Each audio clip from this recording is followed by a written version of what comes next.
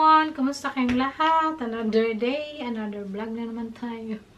Pero wala man kami masyadong gawin today. Katapos lang ni Saki, trabaho, tapos katapos lang din namin nagkain. Yung kinain ko is, nagawa ko ng pansit bihon, tapos kay Saki lasagna. Ito na yung suotin ko, pajama. Tapos yung damit ko, ang dumi pala eh. Hindi na sana ako magbihis. Nagbihis na lang ako ng tak. Kami ng bakery, bili ng bread. Hali na. Taxi service. Sakay ako kaya ayok mag-bike katapos mag-bakery nila. Yung bakery dito parang bahay, bakeray. Tara na because we already have bread. Tomorrow. Uwi na kami maglalakad. Magsakay kami kaya doon kami maglakad sa city. Magawa na lang akong banana cake tapos may chocolate pa naman doon. Or bukas na. Hindi ko alam. Maglalakad na naman kami sa aming routine. Walking for health ba? Tara. Let's go. Put your shoes on. Na naman tayo. Yung ano ko ba? Yung mata ko, nilagyan ko yung ikog-ikog. Pero hindi man talaga ako marunong mag-ikog. Mukha lang ako ikog. Yeah, because why you need try to hide? Because you were old now, we're not young. To hide. Ano siya, nagtago-tago. Ay, Diyos ko, ang puta yung Keep sa... kidding you. Yeah, tara, let's go. And you keep being surprised. Go walking. Walking for health. Kasi yung paglalakad, no, very healthy ba. Maraming mga, ano, benefits. Benefit. Tapos mamaya, pagkatapos namin maglakad, bili kami ng fruits sa supermarket kasi gusto kong blueberry at strawberry.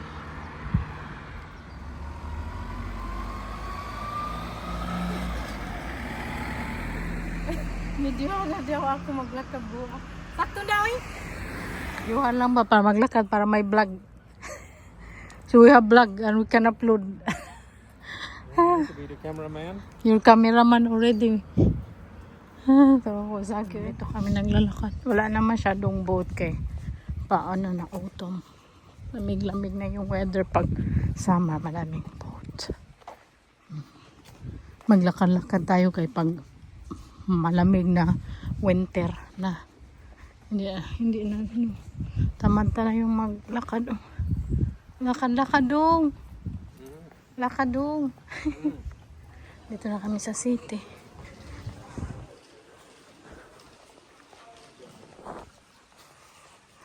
Madali na mapagod ba? Tagal ko kasi hindi naglalakad, no? Pag sa Pinas kasi hindi ako masyadong naglalakad kay mainit. So ngayon, lakad, madali akong mapagod. Wala masyadong tao sa mga restaurant. Kay malamig man. Tara na doon ulit na ta. Kay mag-bake pa ko og. Yeah, for the old days. Yeah. Yan ay. That's Yun how it yung used to reward be. din. Yeah. Long time ago. Uwi na kami kay mag-bake pa ko ng banana cake. Napit na kami sa bahay. Ay, magdaan pala kami sa supermarket. Bili kami strawberry. Ayun na. We go to the one. Drop by the supermarket. We buy strawberry and blueberry. And cream cheese. Yeah. No, sour cream. Sour cream. Yeah. Alright.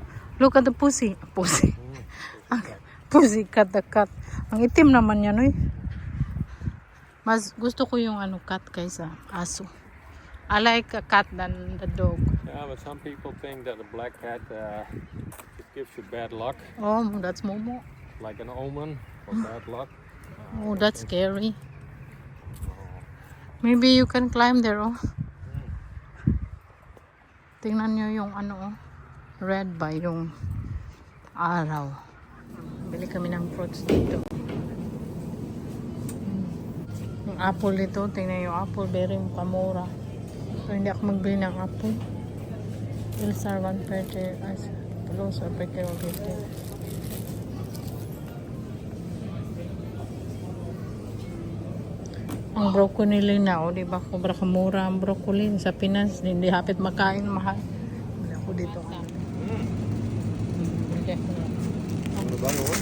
Yeah, we'll buy one kalbasa. Na beef yan, going rendang. Pag mag ano yan, discount. Bili ako. Ay, yung isa discounted. Tingnan natin. Sarap to i-ring down. Ito kay €11.81. Bonus use until 28. Ang sarap to i-ring down.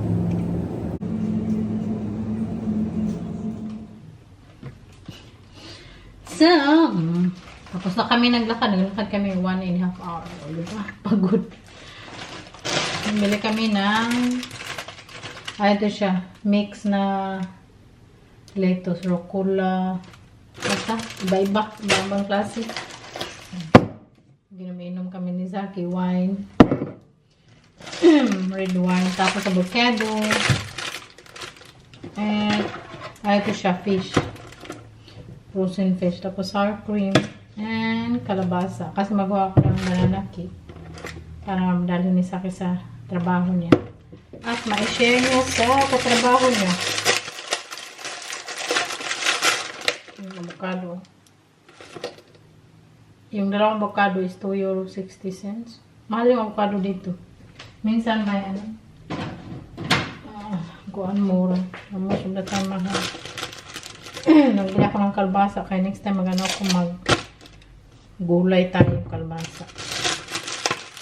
Tapos, so ngayon magawa tayo ng banana cake. Masarap siya. Tapos, walnut, banana cake na plain with walnut. Tapos, yung kalahati. Lagyan ko siya ng chocolate with walnut. Masarap yung walnut. Healthy din. Nut. Mahal yung walnut dito. Ano ito siya? Magkano ba ito? 200 gram tray. When na expire? 4/20/26. Sabihin ko yan siya na-expire. Ganyan ako.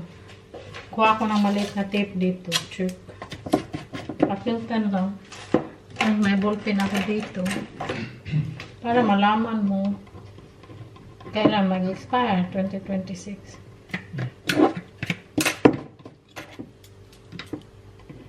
Ganyan lang ako. Tapos, kung iba na naman expire, check. Madali lang siya. So, nag-mix muna ako yung mga dry ingredients.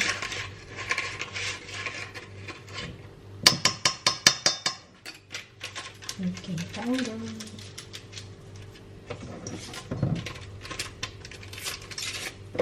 Okay, powder.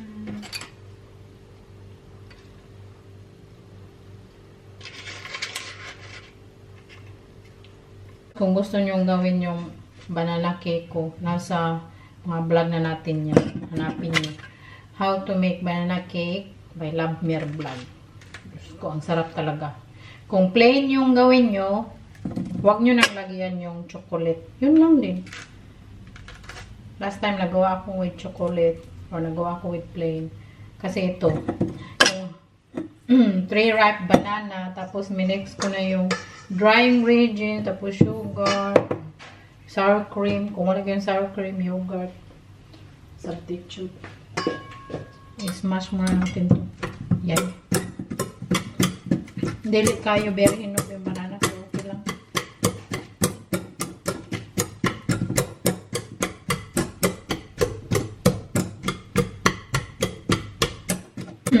Masarap yung banana cake ko.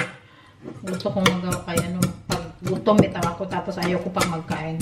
So yun ang kainin ko, parang snacks ba. Tapos isa akin din. Punta sa opisina. Itong lagay ko muna to be. And ibang bowl na naman. Malaking bowl yung gamit natin.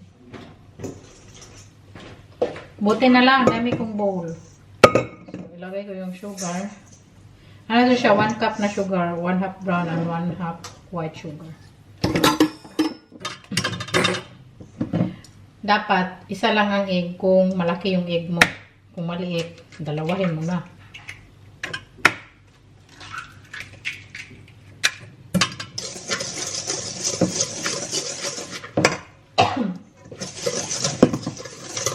Mix mo muna.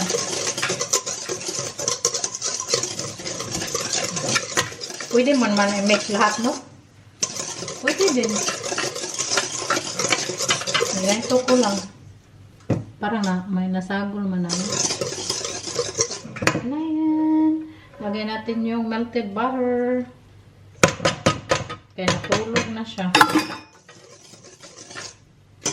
Si Saki, matulog na siya. 9 PM pa dito.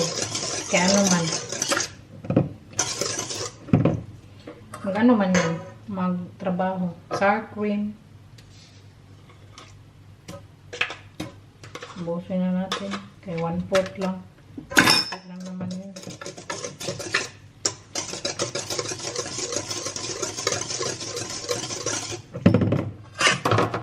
Banana.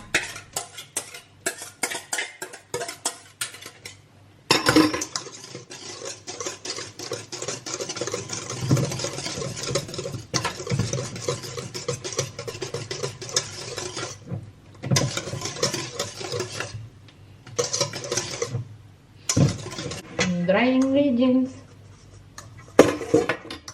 Mix, mix, mix.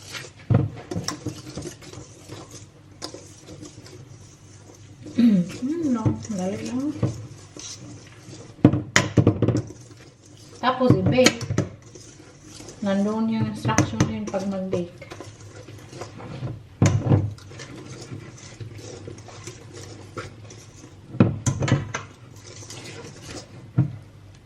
Ito, dapat ganito yung texture. Yung sa akin, lagyan ko ng walnut. Dark chocolate. Okay.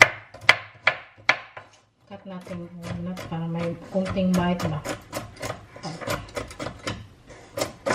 Okay, mapil na itong kamot.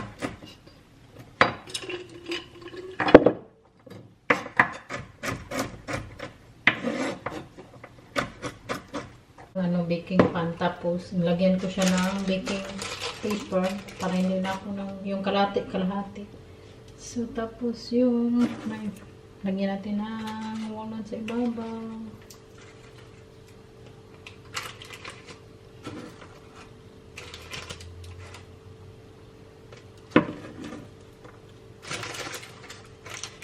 Yung sa akin, lagyan ko din ng walnut. And then chocolate. Yummy. Kaya sa akin, walnut lang.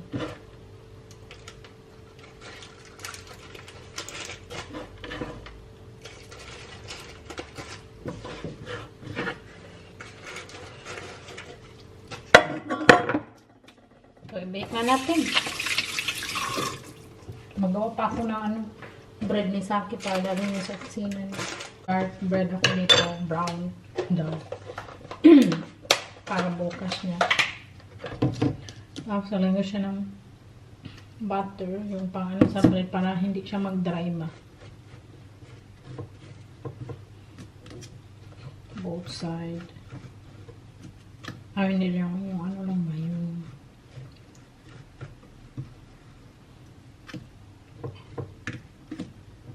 paano to sa bread na butter.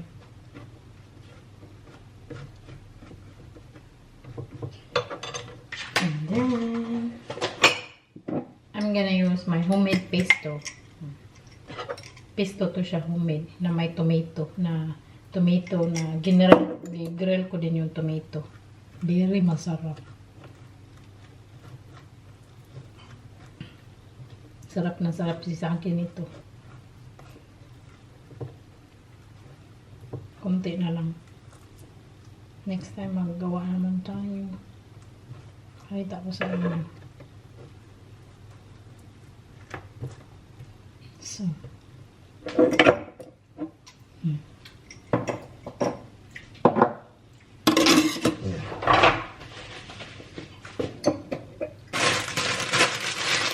Lagyan natin yung lettuce na nabili natin. Ano to siya, wash. Pero tingnan tayo natin kabaka ng mga ano-ano ba. Yan o. Hindi na maganda tapon. Gawan ko yung Saki para. Okay. Sabi niya mas masarap daw yung gawa niya. Gawa ko kaysa yung ginagawa niya no every morning. Bacon. Slice din natin.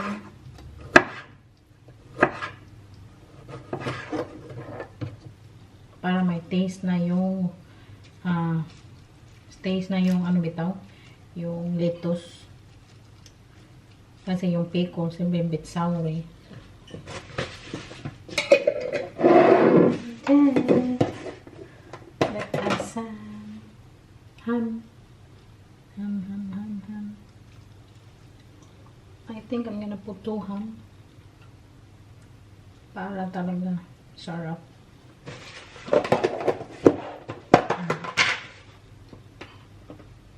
Last is yung cheese natin na may olives. Sarap nito na cheese. Kasi may olives na siya. So, that's how. Diba? And then, itakog natin. Yan o.